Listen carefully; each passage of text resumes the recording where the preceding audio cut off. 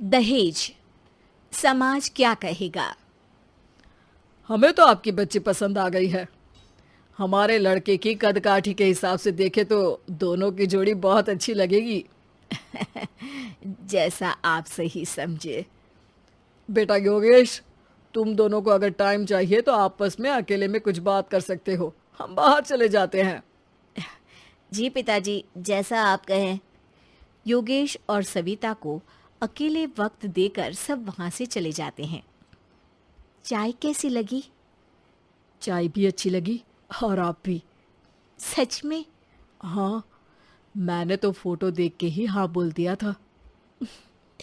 मुझे भी आप अच्छे लगे। आपको कुछ पूछना हो तो पूछ लीजिए, जैसे खाना बनाना आता है या नहीं, घर के क्या क्या काम कर लेती हूँ, वगैरह वगैरह। वो तो मेरी माँ आपकी माता जी से पूछ ही लेंगी। वो मेरा डिपार्टमेंट नहीं है। इधर योगेश और सविता जिंदगी भर का साथ जोड़ने की बात कर रहे थे। उधर सविता के पापा योगेश के पिताजी के सामने हाथ जोड़ के खड़े थे। देखिए, हमारा बेटा पढ़ा लिखा है, अच्छी नौकरी करता है। उसमें जितना पैसा लगा है कम से कम उतना तो मिलना चाहिए ना। 10 लाख से कम में तो नहीं हो पाएगा। बेटी हमारी बहुत होनहार है और 7 लाख भी तो कम नहीं होते हैं ना जी। अगर आप हमारी बेटी को शादी के बाद काम करने देंगे तो 3 लाख तो 6 महीने में ही कमा लेगी। हमारे घर में ये सब नहीं होता। औरतें घर संभालती हैं और आदमी बाहर के काम। जरा मेरी बात तो समझिए। एक कार देने के बाद 10 लाख रुपए नगद देने में हमारी कमर टूट जाएगी और इसके अलावा टीवी फ्रिज तो देना ही पड़ेगा। शादी की तैयारियां, मेहमानों की पूछ परख, बारातियों का स्वागत। बेटी की शादी में बाप पर बहुत दबाव होता है जी। देखिए, हमारा बेटा कोई दुकान में रखी चीज नहीं है जिसके ऊपर हम भाव ताव कर सके और आप उसे कम दाम में खरीद लेंगे। 10 लाख से एक भी रुपया कम नहीं होगा। ठीक है, जैसा आप कहे जी, पर आधा पैसा अभी और आधा कन्यादान के वक्त दे देंगे। अरे, इसमें भी किश्त मांग रहे हैं आप? हमने तो सोचा था कि अच्छा परिवार होगा आपका। अच्छा ही परिवार है देवनाथ जी, पर पैसों की थोड़ी तंगी है ना, वरना सब ठीक ही है हमारे परिवार में जी। देवनाथ वहां से अपने बेटे योगेश को लेकर चले जाते हैं और कुंडली मिलवाई जाती है। 36 में से 32 गुण मिलते हैं। जल्दी शादी का मुहूर्त भी निकल आता है। अब कन्या को बुलाइए। आओ बेटी, यहाँ बैठो। योगेश की बाई और। मंत्रोच्चार शुरू करते हैं। मंगलम भगवान विष्णु मंगलम गरुड़ध्वजा मंगलम। सविता के पापा सविता और योगेश के बीच में जाकर बैठ जाते हैं। बेटी, तेरी माँ को यहाँ बैठना था, पर तेरी विदाई नहीं देखना चाहती होगी शायद, इसीलिए पहले ही चली गई। बाबा, हंसी खुशी का माहौल है। रोने का समय तो विदाई के वक्त होता है ना, तब ये इमोशनल अत्याचार कर लेना। अभी तो मुस्कुराइए, कैमरा आसपास ही है। तभी पीछे योगेश के पिताजी आ जाते हैं। अभी तक पैसे नहीं आए आपके यहाँ से? उठा लूं क्या बेटे को? आते ही होंगे। मैंने अपने छोटे भाई को व्यवस्था करने के लिए कह दिया था। अरे तो जल्दी कराइए ना, वरना देर हो जाएगी। समझ रहे हो ना आप? योगेश और सविता दोनों एक दूसरे की तरफ देखते हैं।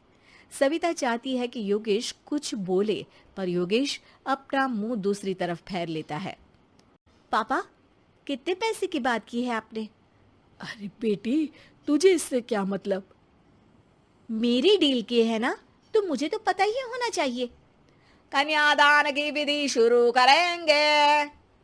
तभी योगेश के पिता वापस वहां आ जाते हैं। पैसे देते हैं या बेटे को उठवा लूं? मैं आपके हाथ जोड़ता हूँ जी, थोड़ा सा इंतजार कर लीजिए। देवनाथ वहां से चले जाते हैं। तुम अपने पिताजी से कुछ कहते क्यों नहीं? उनके सामने कोई आवाज नहीं उठाता। ऐसा नहीं है, कोई तो उठाएगा ही। तभी वहां सविता के चाचा एक बैग लेकर आते हैं और सविता के पापा को देते हुए कहते हैं, 9 लाख ही हुए। आत्माराम इशारा करके योगेश के पिता को वहां बुलाते हैं। क्या? सिर्फ 9 लाख? बाकी 1 लाख कहाँ है? नहीं हो पाए जी, शादी के बाद कर देंगे। अरे आप बात से पलट रहे हैं। जल्दी से अभी के अभी पूरे पैसे लाइए, वरना बेटे को उठाऊं क्या? देखिए, मैं आपके पाँव पड़ता हूँ। रुक जाइए पापा, रिश्ते हाथ पकड़कर जोड़े जाते हैं, पांव पकड़कर नहीं। बेटी तू चुप रह। नहीं, ये कब से बस कह ही रहे हैं कि उठवा लूं, पर कोई उठ ही नहीं रहा। लो, मैं ही उठ जाती हूँ। बेटा, अपशगुन हुआ। दहेज लेना सबसे बड़ा अपशगुन है, पाप है, पाखंड है। और योगेश, तुम्हें मैं पसंद हूँ तो कुछ बोलते क्यों नहीं? और तुम्हारे पिताजी, अरे देवनाथ जी, आपके नाम में ही बस देव है, काम तो आपके असुरों जैसे हैं। पर गलती आपकी नहीं, गलती मेरे पिताजी की है, जो आप जैसे लोगों को घर की दहलीज भी चढ़ने देते हैं। लेकिन एक बात साफ है, मैं आपके घर की दहलीज कभी नहीं चढ़ूंगी। अरे बेटा, समाज क्या कहेगा? यही कहेगा कि सविता के भीतर की माँ दुर्गा जाग गई थी, जिसने पापा के खिलाफ, गलत के खिलाफ आवाज उठाई। आसपास के लोगों ने जोरदार तालियां बजाई। समाज की तालियों से पता चला कि समाज क्या कहेगा।